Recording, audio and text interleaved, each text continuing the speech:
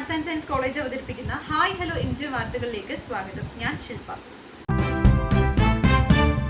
പ്രധാന വാർത്തകൾ. ഷിരൂർ ദൗത്യം തുടരുന്നു. ഷിരൂരിൽ അർജുനായുള്ള തിരച്ചിൽ തുടരുന്നു. ലോറിയിലുണ്ടായിരുന്ന മറ്റു തടിക്കഷ്ണങ്ങളും സാധനങ്ങളും തെളിവുകളായി ലഭിച്ചിട്ടുണ്ടെന്നും അധികൃതർ. ഗംഗാവാലി നദിയിൽ തിരച്ചിൽ തുടരുമെന്നും അധികൃതർ. ഇസ്രായേൽ ആക്രമണം. ഇസ്രായേൽ വ്യോമാക്രമണത്തിൽ 152 പേർ കൊല്ലപ്പെട്ടെന്ന് ലെബനൻ. 727 പേർക്ക് പരിക്ക്.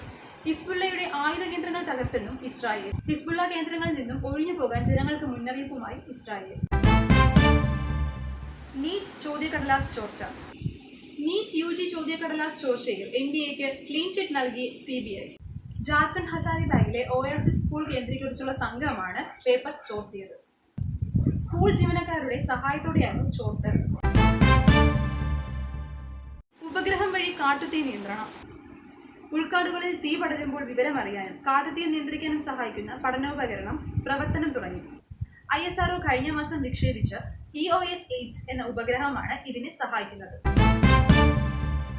പുതിയ വകഭേദം സ്ഥിരീകരിച്ചു. മലപ്പുറത്ത് എംപോക്സിന്റെ പുതിയ വകഭേദം സ്ഥിരീകരിച്ച് ആരോഗ്യ മന്ത്രാലയം. കേരളത്തിൽ ആദ്യമായാണ് പുതിയ വകഭേദം സ്ഥിരീകരിക്കുന്നത്. Sports news. കേരള ബ്ലാസ്റ്റേഴ്സിന് വിജയത്തുടക്കം.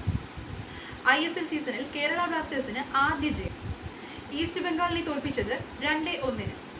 കേരള ബ്ലാസ്റ്റേഴ്സിനായി ഗോളുകൾ സ്കോർ ചെയ്തത് നോവ സദുവും കോമയെ പെപ്രയുമാണ്. ഇന്ത്യക്ക് ജയം. ഒന്നാം ടെസ്റ്റ് മാച്ചിൽ ഇന്ത്യക്ക് 280 റൺസ് ജയം. ഒന്നാം ദിനത്തിലെ ബാറ്റിംഗ് തകർച്ചയിൽ നിന്ന് സെഞ്ചുറി നേടി ഇന്ത്യയെ കരകയറ്റിയ R. അശ്വിൻ 4ാം ദിനത്തിൽ പന്ത് കൊണ്ട് ബംഗ്ലാദേശിന്റെ കഥ കഴിച്ചു. ഇതോടെ വാർത്തകൾ അവസാനിക്കുന്നു. നന്ദി, നമസ്കാരം.